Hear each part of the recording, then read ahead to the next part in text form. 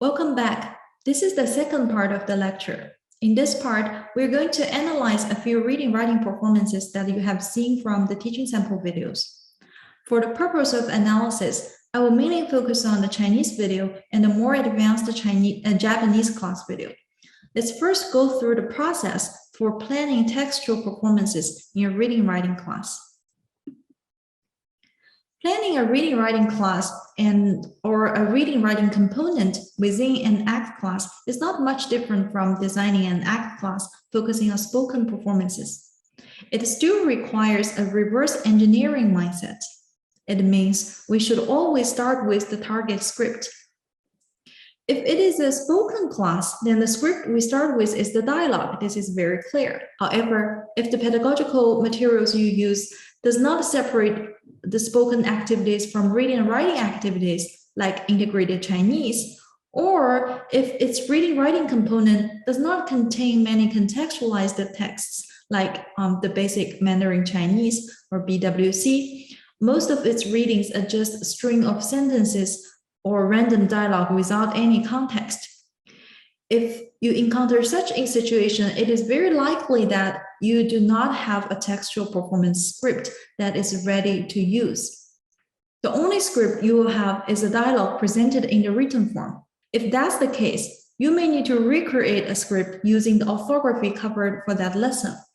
But for materials like Nihongo Now, you do have a text to work with in each act. That makes your job a lot easier. So you can start with that.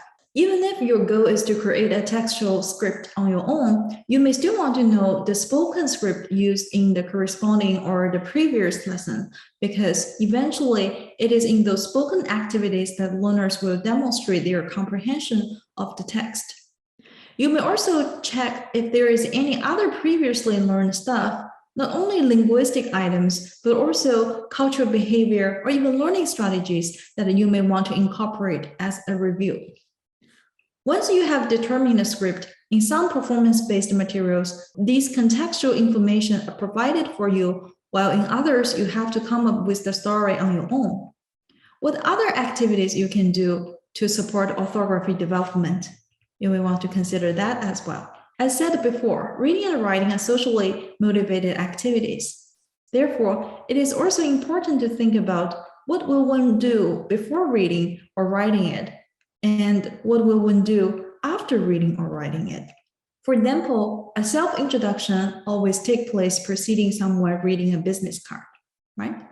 And after writing a shopping list, you may need to carry out the action of shopping.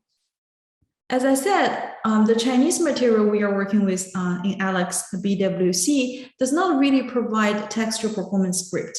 It provides individual characters, a list of phrases and sentences, and sometimes also paragraphs of narratives, but none of these is given in a context. So we cannot call it a textual performance script. Therefore, it becomes the instructor's job to create this TPS for students. By watching Zhao Lao's teaching, I was amazed at the variety of TPS she was able to come up with given a limited inventory of orthography. The first three types of texts require learners to process information at word or phrase level. The movie poster containing both realia, like the Japanese movie Kimi no Na wa, and simulated posters. The business card is a simulation, but it looks very realistic, doesn't it? And the third type of text is this student residential information sheet. And this text has two versions. The first version was projected to the screen of the residential coordinator's computer and with some missing information. And the other is given to her colleague. So students play this role of her colleague. And that version creates this information gap that prompts the conversation between this coordinator and the students. The instructor starts with some scaffolding activities to check to what extent students have prepared. The characters she projected to her PowerPoint slides are all target characters in the lesson from BSc 2.1.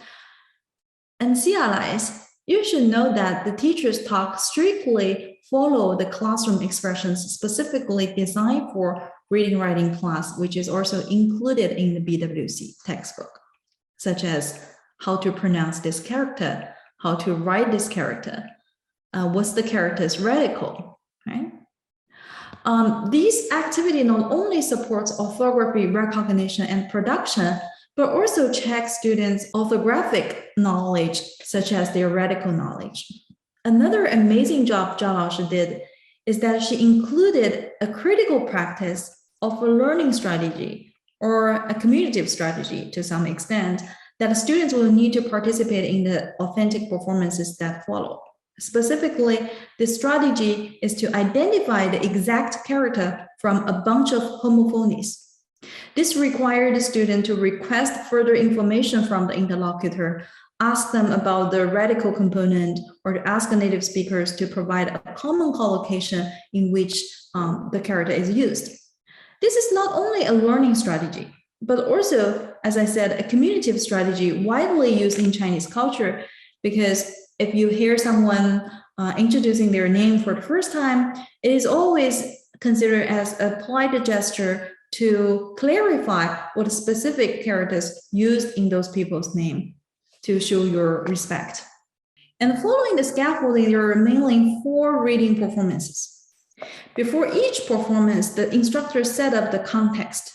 And after each performance, the instructor provided corrective feedback and engage the whole class with many content questions. The first activity is relatively independent from the other 3, and you can see it as a warm-up. However, even just within this very short conversation exchange, the student who is responsible for the action of reading needs to complete all these 4 tasks. The first is read the poster, which is the focus of this activity.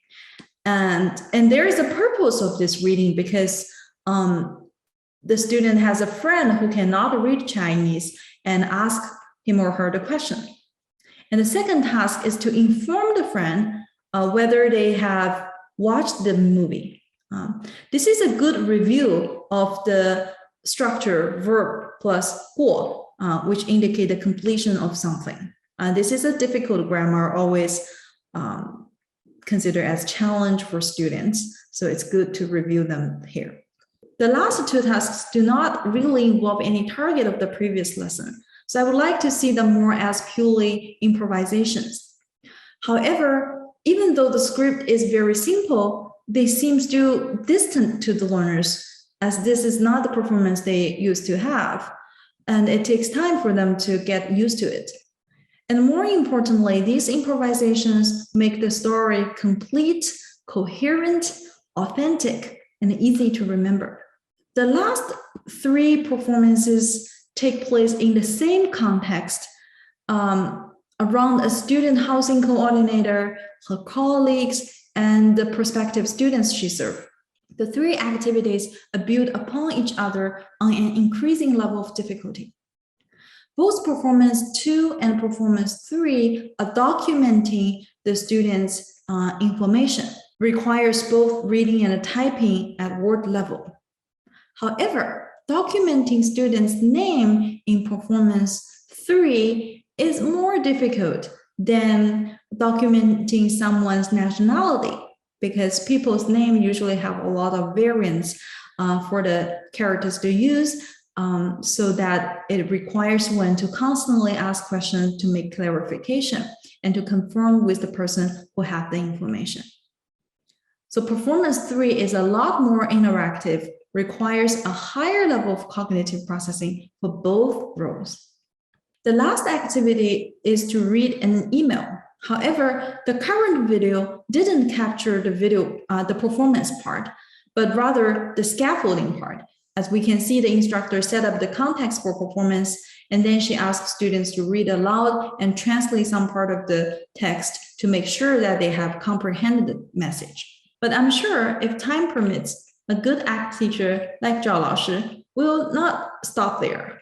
So I want to leave this as an assignment for CLIs to think about what textual performances can you design based on this email. Will it be a spoken activity or a writing typing activity? And what roles will you assign? And what are the target scripts required for the performance? What are the potential difficulties for the learners? Think about them, and we can discuss this in our synchronized session. Before I switch to the Japanese samples, I want to bring your attention to several critical PCA components in this video. First, contextualization.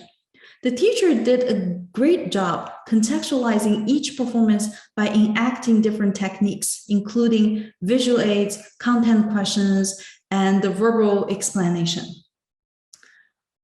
But did you notice that she also incorporated texts into the visual aid and asked students questions about it? This includes those simple information above the movie poster on the bulletin board, but also the business card you can see here. And by the way, presenting business card is an activity introduced in a previous spoken class. I believe it's 2.4, but since reading and writing is much delayed, it didn't take place until 2.1 in the BWC textbook. Content questions are used to set up the context, but it is also used to scaffold learners to raise their awareness. I'm talking about genre awareness. Refers to convention of composing a movie poster, business card, and email. And if you remember, Zhao Laoshi asked the students to identify the writer and the recipient of the email and identify relevant information on the business card and the movie poster. These are all about developing their genre awareness of those texts. Even though this is the reading session, the teacher still give sufficient corrective feedback, not limited to orthography recognition and production. And you should have noticed that Zhao Laoshi is especially insistent on students producing accurate tones. You may also notice that following each student-student interaction, the instructor asks a lot of content questions to engage the whole class in these activities. You may also notice following each student-student interaction, the instructor asks tons of content questions to engage the whole class in these activities. These content questions not only help her to check students' comprehension of the text, such as asking them to translate the movie title, but also keep them alert because she even checked their listening comprehension. Like she asked who watched the video, right? And lastly, you may remember she also used the content question to reinforce certain target structure practiced in the previous lesson. For example, in this video, I noticed that she constantly have students practice the emphatic structure 是 something 的 in those interactions. Okay, now let's take a look at the Japanese class. The Japanese class is slightly different. It is not a complete reading and writing class. Instead, it is a reading-writing component which is incorporated into the storyline of the spoken act class, right? So here I identified seven types of performances that are well connected to each other in this class. And in addition to these performances, there were some other reading-related pedagogical activities, and most of them are contextualized oral reading exercises. And I will explain them in detail soon. And the class starts with a conversation between the teacher and the student. They're forming some hypothesis about this main character, Sasha Morris. And they're talking using their, they use their imagination to talk about what Sasha would have done if she didn't go to Japan. And this sounds like a casual conversation to warm up, but it actually provides students with a real-world situation in which they can apply the target of that day, 何々としたら何々かと思います, which is a phrase to make a hypothetical statement. And this activity is actually included in a section called Try Out, which is in the activity book. And the same as the last activity to wind down, it is another try out activity.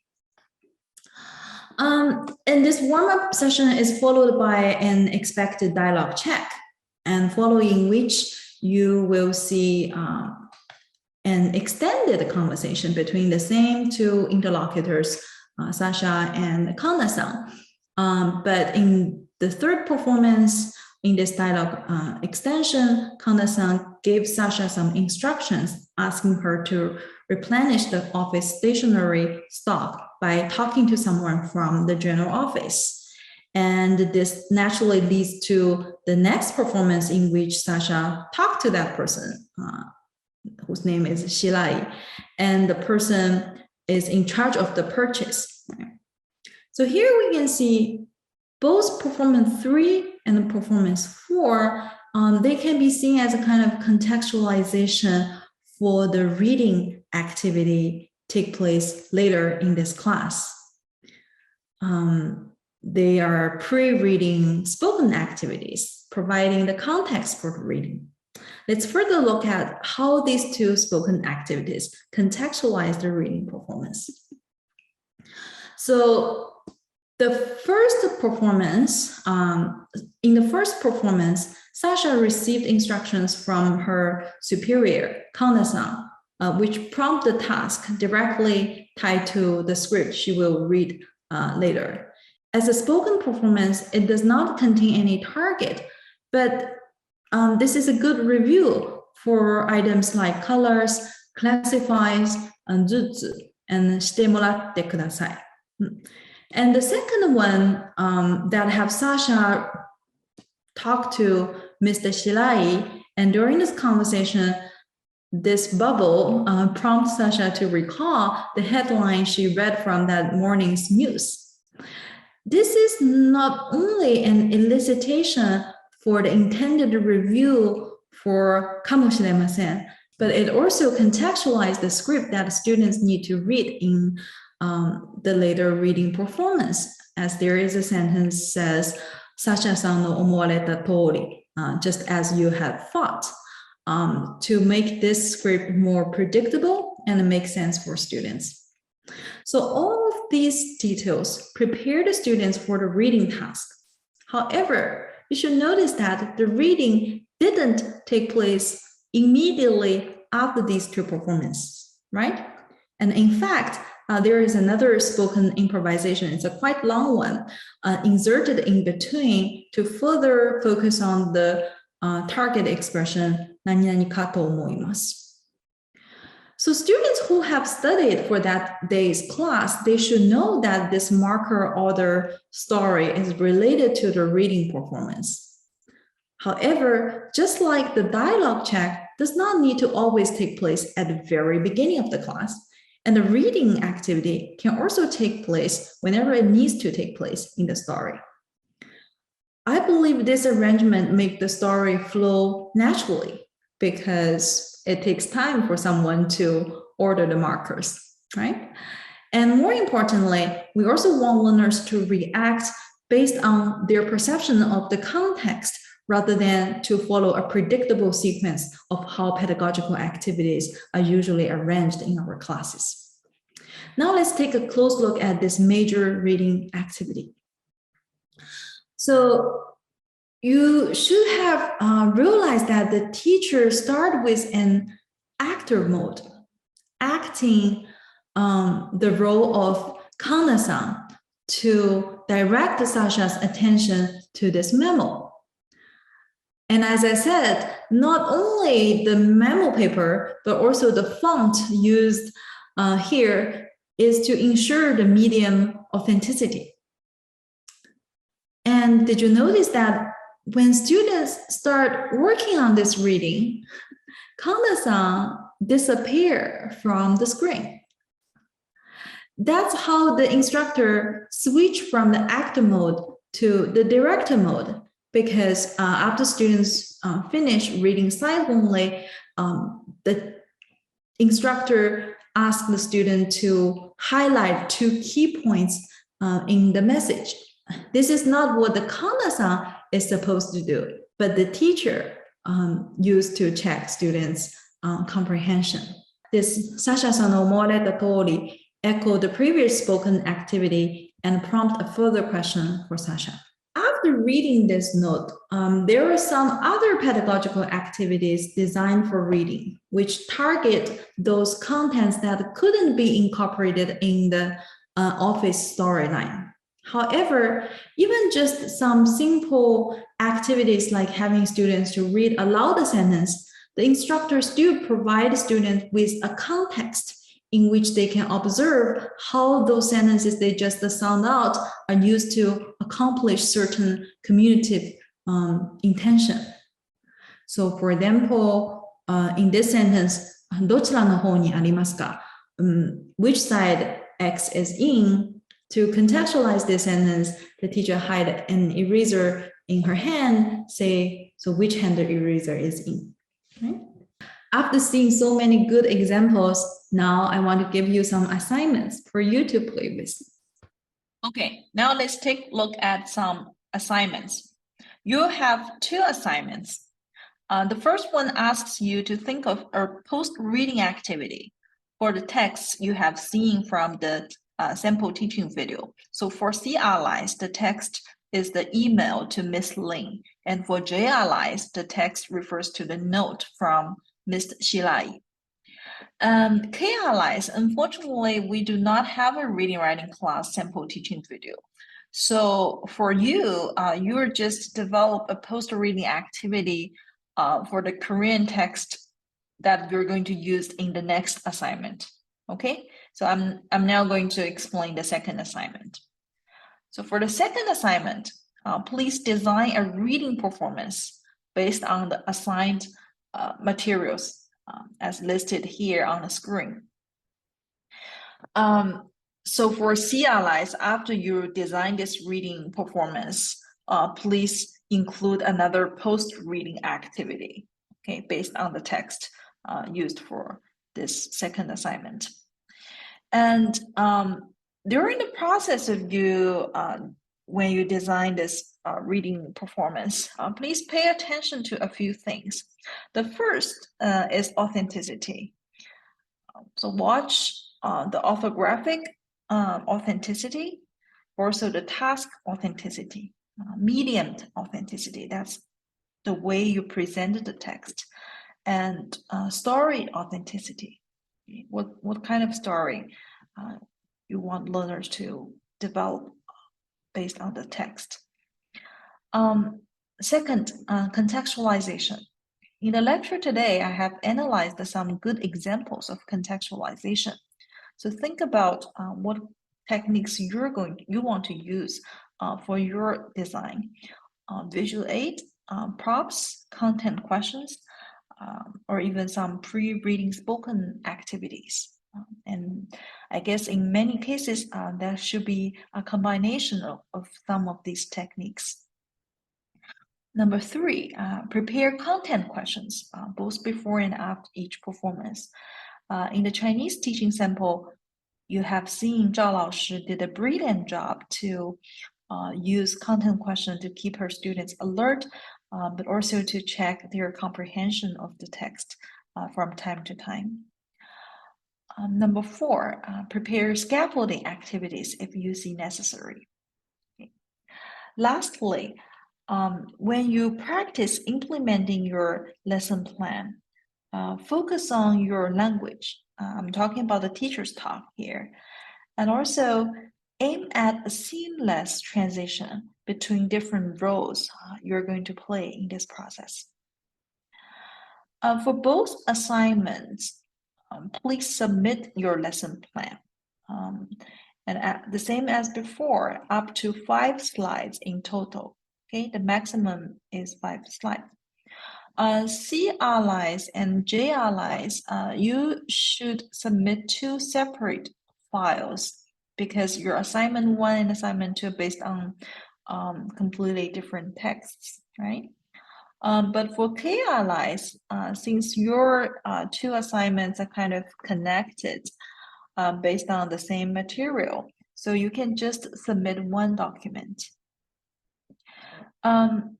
For each slide of your lesson plan, use the notes section to write out the script. Okay, this is the same as the lesson plans you have developed so far. So what will you say to elicit this line? And with what visual? And what do you expect the students to do? You want to indicate the target expressions you intend to elicit from your students. Use underline. And also identify the target expressions you intend to use and have students comprehend. Use italics to identify those expressions. Please check to make sure that you're using the classroom instructional expressions effectively and avoid using structures students are not expected to know at this level. That means you should always check the glossary index of the textbook to make sure that every word you use has already been introduced by this stage. Okay, that's all for the assignments and for the lecture today. I look forward to seeing you all in the synchronized session and have fun with creating reading and writing performances.